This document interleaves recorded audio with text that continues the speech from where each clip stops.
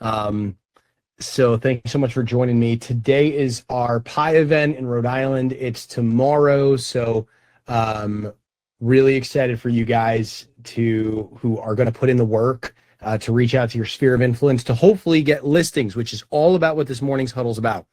It's how to get listings.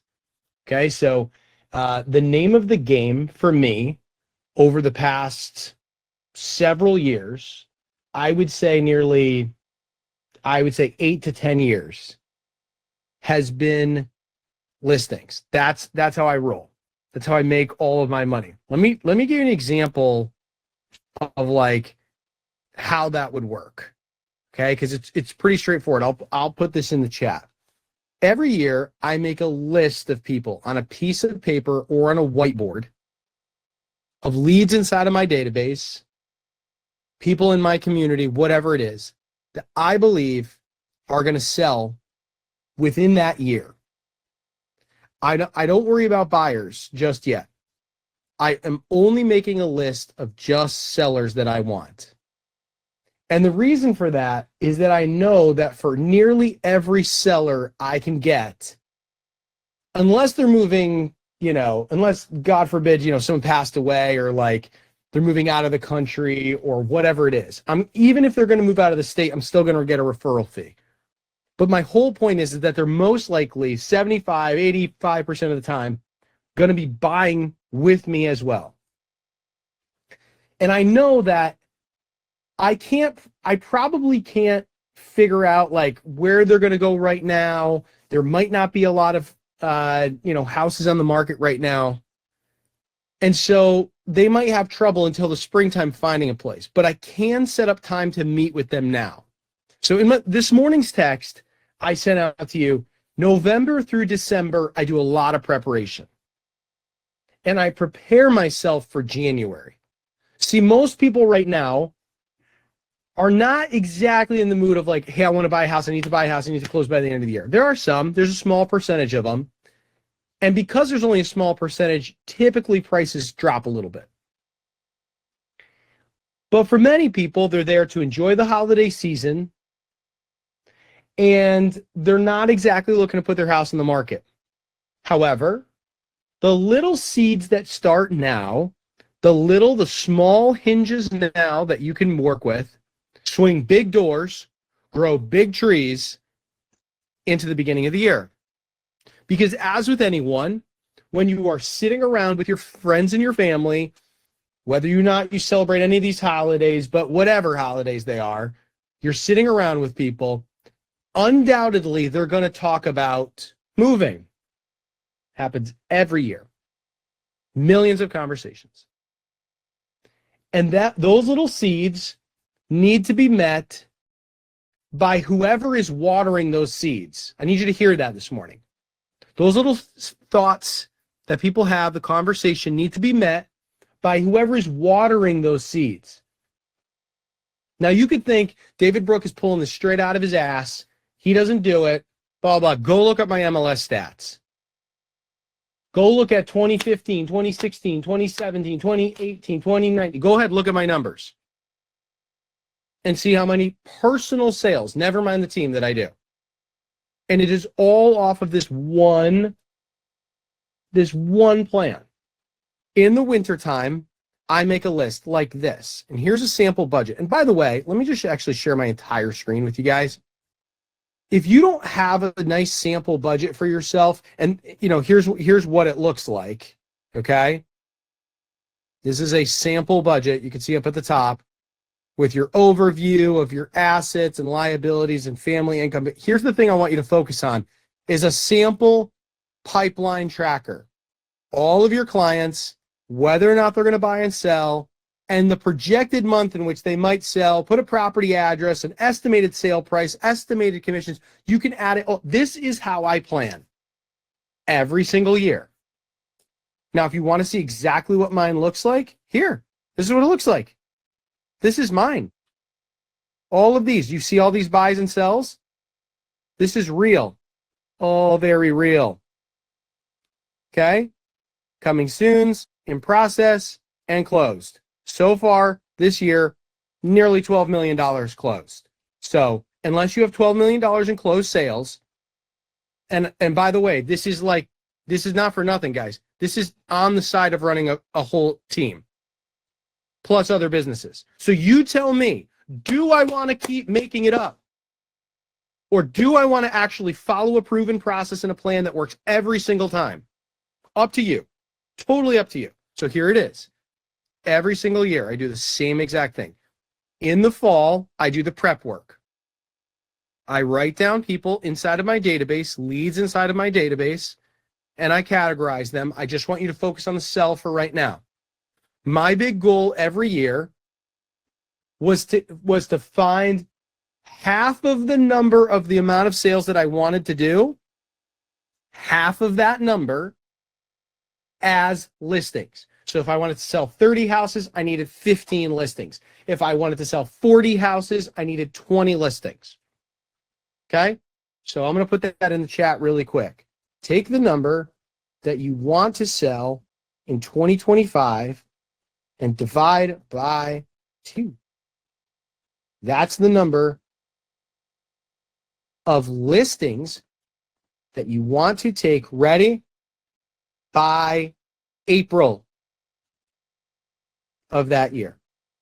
That's the idea. Now, there would be plenty of years in which I would write down, I'd say, okay, I want to sell 50 homes. I need 25 or I need 30. My goal every year was 30 homes to list. Did they always happen by April? No, they didn't always happen by April. Some people pushed to May. Some people pushed to June. Some people called me back in November. But I had a list of people who were ready to go. Now, most of those people were going to buy as well. So you just take that number and you multiply it by 2. Now you're back to your goal number. Then the additional numbers from there would come from things that you did not expect. Your friend who reached out to you. It would be all of those incidentals that that's how, for many of you, your business might roll on. It's like, oh, I didn't expect my sphere. My sphere is really good. What you really mean is you're generally keeping in touch with them, and the unexpected happens, and the unexpecteds reach out to you, which was only 10% of my business plan. 10%. So that would mean like your friend, your aunt, your sister, your brother, whoever it is, would reach out to you. That would be like you went to an open house and you met someone there, and then they decided to work with you. That would be like someone found you online through some of your videos. Those would be the extras. You can't bank your business on those. That's the cherry on top. And those would be the ones that would push you from 50 deals to 70 deals or 60 deals or whatever it was. So the focus right now is the listings. Now, how am I going to go get those listings? Today's huddle is not about just going into Fellow, although we've done it so much. Yes, please use Fellow. Yes, please use these things. If you don't know how to do it, I'm going to show you where you can get information. But today I'm going to show you where you can actually get and prepare yourself over these next few weeks to work on your skills so that when you hit the Super Bowl of sales, which is coming up on January 1st, when all of these listings expire, thousands and thousands of listings expire, you can figure it out. Now, on your left-hand side, so this is our resource center, by the way. I'll just go back over here. Here's all my courses. You should have all of this. I can drop this back in the chat. Here you go. If you go over to the resource center, and then on the left-hand side, you scroll down, seller resources, and then scripts. So here's everything we talked about the other day with Fellow. If you need examples of how to use that, and then there's scripts. You click on scripts, and inside of it, it gives you the objections. It gives you them.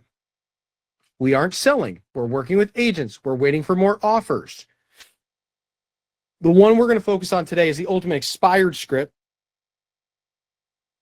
And the rest of these you can work through. These are all Red X expired scripts. You can see all of these different scripts that are here. Please just send me properties. I want to work with the listing agent only. I'm just looking. The interest rates are too high. I don't know what to do to nurture them. How do I get a referral? I don't want to get into a bidding war. Will you do it for 1%? They're all listed here. You just go over there, and this is where the practice comes in.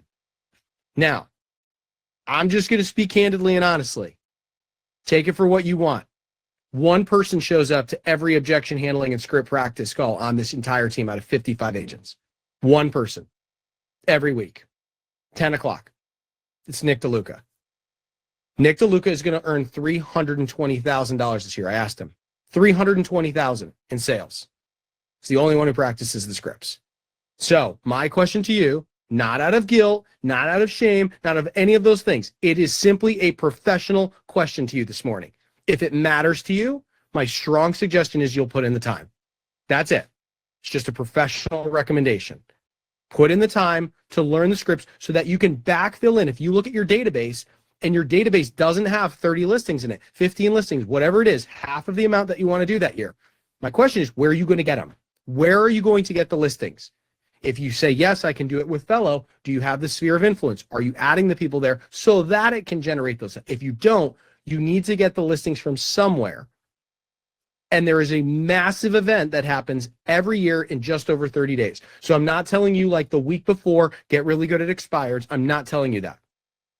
I'm telling you, you have the opportunity now to start practicing for 30 days to get good at something, to get your unfair share of the market come January. So here's what it would look like. I jump in, I share my entire screen. Here we go. We go over to Ultimate Expired Scripts. Also, we have a full, an example of this inside of Real Estate Health and Wealth if you want to walk it through. Here it is, downloads.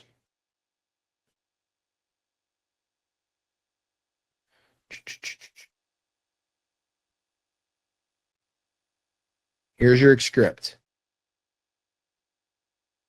Gives you everything of what that you would say, the agent says, as you, waiting for the response from the seller, what they would say. And it's a talk track in the event that they skip. Then at the bottom, it gives you all of the objections that they might say. I'm going to stay with the same agent, or, I'm going to sell it myself, and different types of responses to them. So this is going to give you the ability to practice. Now, I'll drop in the link right here so you can download this, but this would be the perfect example for you guys to take a little bit of time this week and spend it on. Now, Tuesday this week, we haven't done any script practice because only one person was showing up, but I would be willing to, if somebody wants to, schedule script practice the following week. So not this week, but next week. I'm happy to get in there and start calling. Okay, so recap. Listings are the key. Listings are the pathway. We've been hammering Fellow. We've been trying to get everybody to get in there and make calls from there. Then on top of it, we're going to show how you can make that through expireds in order to get further on there. Last week, we had the CEO of Fellow in here to give a personalized training for everyone. And he asked a very important question, which is now in my mind for the next 30 days. He asked if everyone wants listings, and everyone in the chat was like, yes. And then he asked, do you have a specific process on the team for going and getting listings? And no one responded. No one responded. We are 70% very, very heavy on the buy side, which is fine. But I want to give you guys the freedom of having your business so you're not run around all the time and you can dive into listings. So I'm going to be going crazy with teaching you as much as I possibly can about how to get listings. One of the best ways that you can do that is through events, is through mailers, is through Fellow, is through expireds, is all of those things. But if you don't participate in events, you're not going to get it. If you don't participate with showing up and trying for expireds, you're not. Those are all seller focused things. But if you show up in, like, let's say the Ponds or on Zillow leads, those are buyer activities. And you're going to be very, very buyer heavy. Now, that's no problem. Some people love being buyer heavy. That's amazing. I want you to have that. But there's been so many people who've been reaching out saying, I want to focus on sellers this year. I really want to grow in sellers. I got to do more with sellers. This is where you get the sellers. This is how you do it. This is how I built it for years. Now, there's lots of other ways that you can do things. I know that there's plenty that works. I'm just giving you a way that for an event that's 30 days in advance from now, that's going to give you good opportunity in order to get that. All right, let me stop for a second and open it up for just dialogue. debrief on like, oh my gosh, I don't think I could do, I don't know what to do, what to say, how to say it, fellow expireds, whatever it is. I'd love to hear from you guys. If you feel confident about this, if you feel confident about the way to get listings, what do you feel confident about? I'll chat. All right, what do you got, bud? I've been called expired listings to a minimum of 100 calls. No one really wants like schedule appointments right now. Like, but I've generated like 30 leads in like a week and a half from just calling expireds. So they're there. Like, there's people that still want to sell next year. Just want to put it out there. Yeah, I mean, and that's it, dude. That would go into like a list of people if you just want to look at it on a board or put it in your or and always put it in FUB. But that way it's like if you can put 30 people on a board, then okay, maybe only 20% of them I actually get out to the appointment. But I know that I'm gonna do my darn. Maybe you got to put 100 of those right on the board for the by February so that you can start getting all those listings in March and April, etc. But yes, that's the process, Jade. There are plenty of people, maybe not right now, but that are looking. So good. What do you feel confident in, and how did you get confident enough to call? Just failing over and over again. Like, just picking up the phone and dialing it, just like,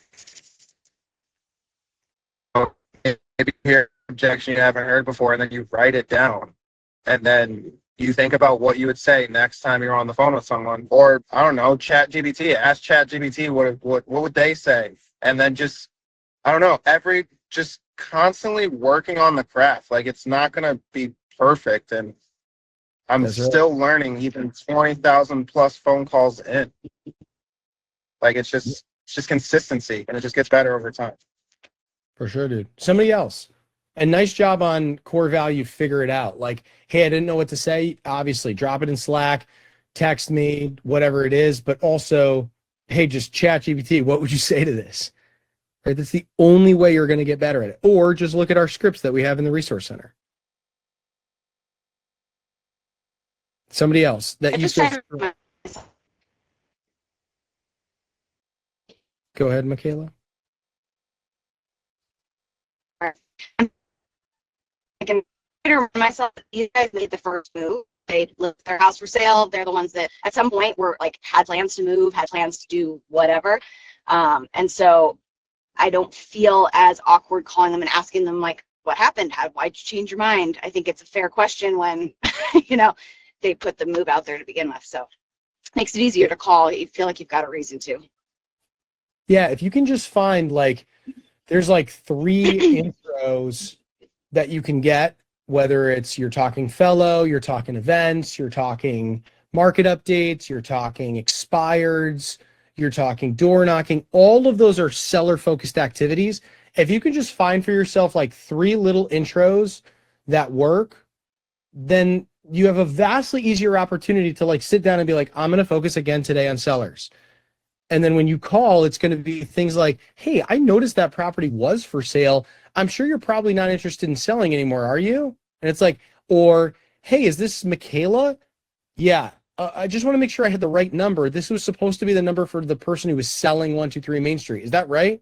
Yeah, but we're not selling anymore. Like, if all of those are just intro scripts that are not, they don't feel weird. And if you say that, then it was like, hey, just out of curiosity, I was wondering, where were you guys moving? Oh, whatever. And if they hang up on you, it's like, okay, well, just write it down. Hey, I keep getting hung up on when I say this, right? I keep getting hung Yeah. up on when I say that. A couple more And minutes here. I would say one more thing. I've had a lot of luck like setting a meeting with a meeting. So I've got 2 sellers right now. One, I have a meeting set to follow up for a listing. It's actually in February. So like we pushed it out. He's like, I don't want to do anything during the holiday. I'm like, great, awesome. I'll check in with you and we'll set it down like and strategize in February. And then I have one tomorrow. I have an appointment with a listing. Actually, again, he knows that the market's going to be better for him in the spring, but we're going to start by looking at the property, figuring out what he needs to do to get ready. And it's like, it's more strategy, less pressure of like listing appointment. I need to get this signed, kind of a thing. So that's been working for me. Exactly. And isn't that a nice thing when the pressure's off, right? The pressure's off. I would rather put in the work now in November, December, go out to see somebody, check in on their property, stay in communication with them, than feel that pressure. What I'm trying, guys, is I know there's a tonality of like urgency and slightly like wake up this morning on a Monday. But the reason is because I get those phone calls in January, February, March, and April of like, shoot, dude, this really stinks. So my job as your coach is to be 30 days in advance of a big moment to say, how can I best prepare you to be able to do that? Now, one of those ways might be working both those things together. I've seen Jim Alfano do this, who literally moved to Florida and got 4 listings within his first 30 days. How? Because he takes all those expireds and throws them into Fellow and then makes the phone calls, giving himself the opportunity to provide some value there. All right, cool. Anyone else with like, hey, I feel really good about this, or maybe I just don't feel good about this, and you know what? I never felt comfortable, and then maybe we talk about that.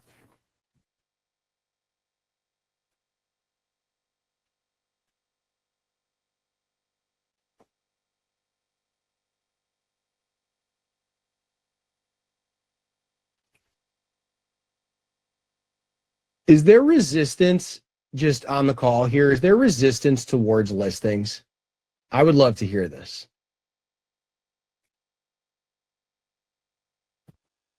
I think sometimes newer agents get a little hesitant because they don't know like how to do the listing appointment or what to do. And if that's the case, I just encourage you to reach out to somebody on the team, you know, your mentor, David, or somebody to go on listing appointments with you, because they actually get to be really, really fun. But I do know that scares some people at the beginning. So I don't want to speak for the group. I don't know if that's a thing that's out there. Yeah.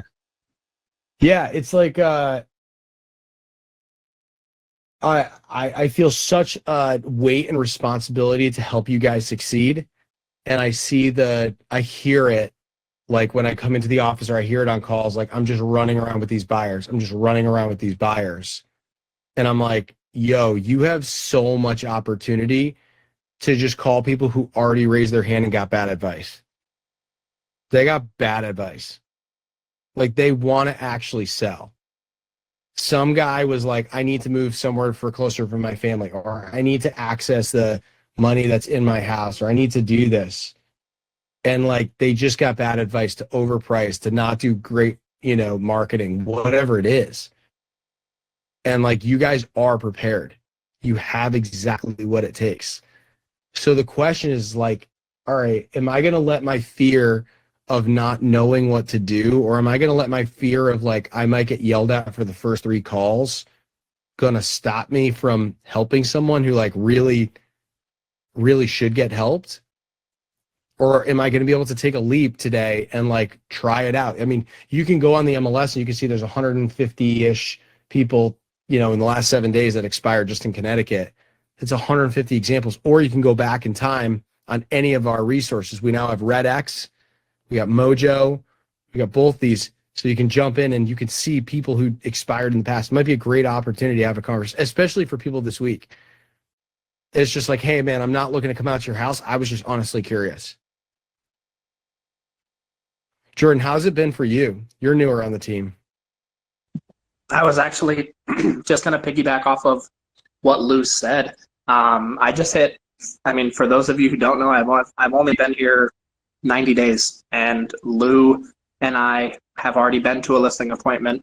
Like you said, it's preparation right now. A lot of them don't want to sell right now. Obviously, it's the holidays. Like I have a couple that have expressed interest, but right now it's following up with them, staying in touch. Lou and I went to a listing appointment, had a blast. They're great people.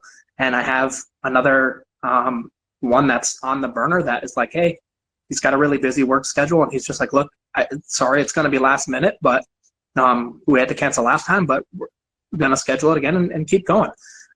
So the fact that I'm in my 90 days, I've already been on a couple listing appointments, one with one of Lou's clients and 2 of my own.